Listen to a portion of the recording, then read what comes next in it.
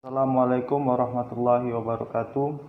Alhamdulillahirabbil alamin wassalatu wassalamu ala asyrafil anbiya'i wal mursalin wa ala alihi wa ashabihi rasulillahi ajma'in, amma ba'du.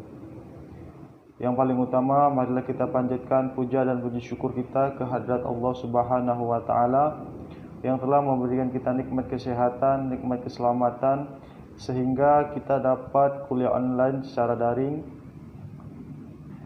Selawat dan salam adalah kita hadiahkan kepada junjungan alam Nabi besar Muhammad sallallahu alaihi wasallam, yang mana syafaatnya lah yang kita harapkan di yaumil kelak. Amin amin ya rabbal alamin.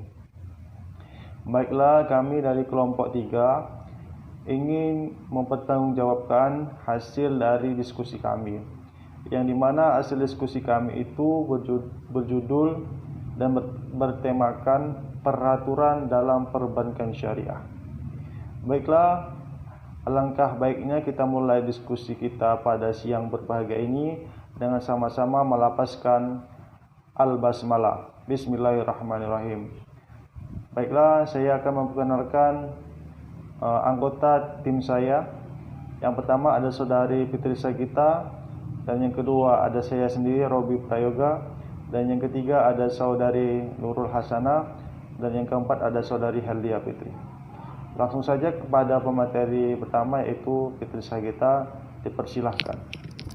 Assalamualaikum warahmatullahi wabarakatuh. Saya Fitri Sagita sebagai pemateri pertama yang akan membahas tentang bentuk sumber hukum perbankan syariah.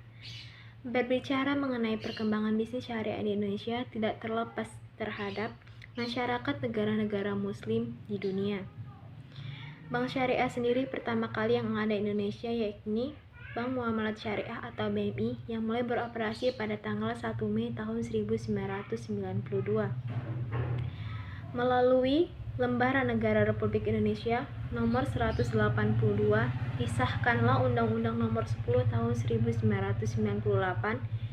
di mana yang memuat perubahan atas Undang-Undang nomor 7 tahun 1992 yang menambahkan pasal tentang bank syariah, mengenalkan prinsip-prinsip bank syariah seperti prinsip mudharabah, musyarakah, murabahah, dan ijarah, di mana keempat prinsip ini nantinya diharapkan mampu mengembangkan perbankan syariah sendiri di Indonesia. Adapun bagan atau bentuk sumber hukum perbankan syariah berdasarkan undang-undang yang pertama, lembaga perbankan syariah diatur oleh Undang-Undang nomor 72 tahun 1992. Selanjutnya, Undang-Undang nomor 10 tahun 1998 yang terdapat 4 prinsip tadi. Lalu lanjut ke Undang-Undang nomor 21 tahun 2008, di mana dalam undang-undang ini terdapat lebih dalam lagi perkembangan peraturan perbankan syariah. Sekian dari saya kembalikan kepada moderator. Saya di sini akan menjelaskan tentang dasar hukum perbankan syariah.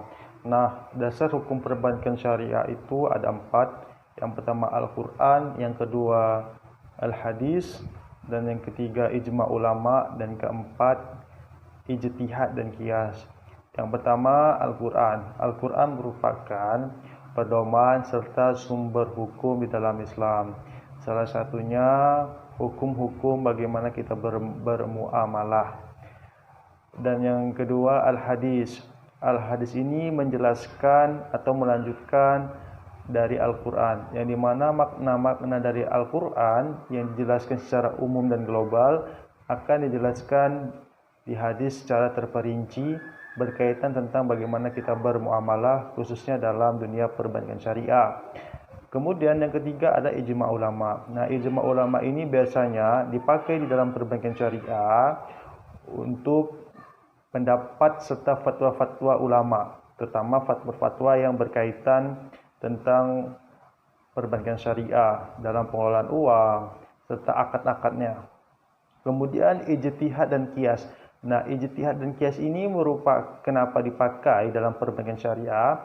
Karena perbankan syariah sendiri merupakan muamalah kontemporer, muamalah yang belum begitu terjadi di zaman Nabi, namun terjadi di zaman sekarang. Nah, fungsi dari ijtihad dan qiyas ini merumuskan hukum-hukum beserta fenomena yang ada sekarang ini, yang artinya hukum jual beli atau muamalah serta dunia perbankan syariah akan dirumuskan hukumnya berdasarkan ijtihad dan qiyas. Nah, ijtihad dan qiyas ini tidak terlepas dari Al-Quran, Al-Hadis, ijma' ulama sendiri. Baiklah, terima kasih. Assalamualaikum warahmatullahi wabarakatuh. Assalamualaikum warahmatullahi wabarakatuh. Pembiayaan pada bank syariah dalam kegiatan operasional perbankan untuk membantu dunia usaha di bidang permodalan, maka oleh pihak bank disalurkan sejumlah kredit. Istilah kredit disebutkan pada pasal 1 angka 11 dan istilah pembiayaan berdasarkan prinsip syariah disebutkan pada pasal 1 angka 12 Undang-Undang Perbankan yang diubah. Kredit adalah penyediaan uang atau tagihan yang dapat dipersamakan dengan berdasarkan persetujuan atau kesepakatan pinjam-meminjam antara bank dan pihak lain yang mewajibkan pihak peminjam yang dipersamakan dengan berdasarkan persetujuan atau kesepakatan antara bank dan pihak lain yang mewajibkan pihak yang dibiayai untuk mengembalikan uang atau tagihan tersebut setelah jangka waktu tertentu dengan imbalan atau bagi hasil. Antara kredit dengan pembiayaan terletak pada bentuk kontrak prestasi yang akan diberikan nasabah peminjam dana kepada bank atau pemberian kredit atau bunga, sedangkan bank syariah kontrak persetujuannya dapat berupa imbalan atau bagi hasil sesuai dengan persetujuan atau kesepakatan bersama. Akibat-akibat hukum terhadap prestasi dalam kegiatan pembiayaan sudah merupakan suatu kelaziman dalam praktek perbankan sebagaimana praktek dunia apabila hubungan hukum antara bank dan nasabahnya dituangkan dalam suatu perjanjian, maka bagi hubungan hukum itu berlaku ketentuan-ketentuan dengan syarat-syarat yang dituangkan dalam perjanjian. Dalam praktek perbankan, bagi hubungan hukum jasa-jasa tertentu, bank menyediakan pula ketentuan-ketentuan dan syarat umum yang berlakunya ketentuan dan syarat-syarat tersebut. Syarat umum yang berlakunya ketentuan dan syarat tersebut adalah berdasarkan surat pernyataan yang ditandatangani oleh nasabah atau berdasarkan perjanjian antara bank dan nasabah yang di dalamnya memuat pernyataan bahwa nasabah tunduk pada ketentuan dan syarat umum tersebut. Assalamualaikum warahmatullahi wabarakatuh. Di sini saya sebagai pemateri keempat yang akan menjelaskan tentang regulasi perbankan syariah di Indonesia. Setelah 16 tahun beroperasinya bank syariah di Indonesia, regulasi perbankan syariah baru diundangkan pada tahun 2008. Sebelumnya tidak ada regulasi khusus yang mengatur perbankan syariah di Indonesia. Sebelum itu hanya beberapa aspek penting operasional perbankan syariah yang diatur oleh Bank Indonesia.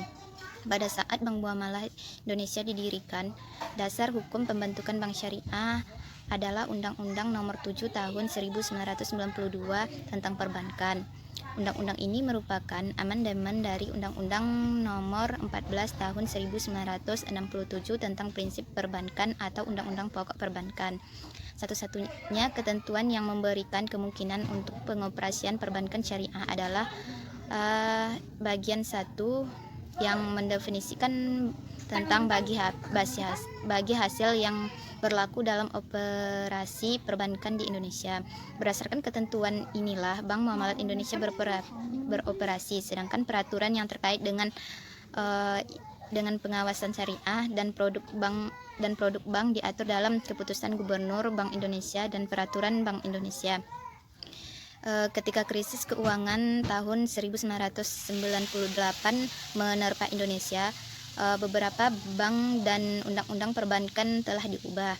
Undang-Undang Nomor 7 Tahun 1992 tentang perbankan telah diubah menjadi Undang-Undang Nomor 10 Tahun 1998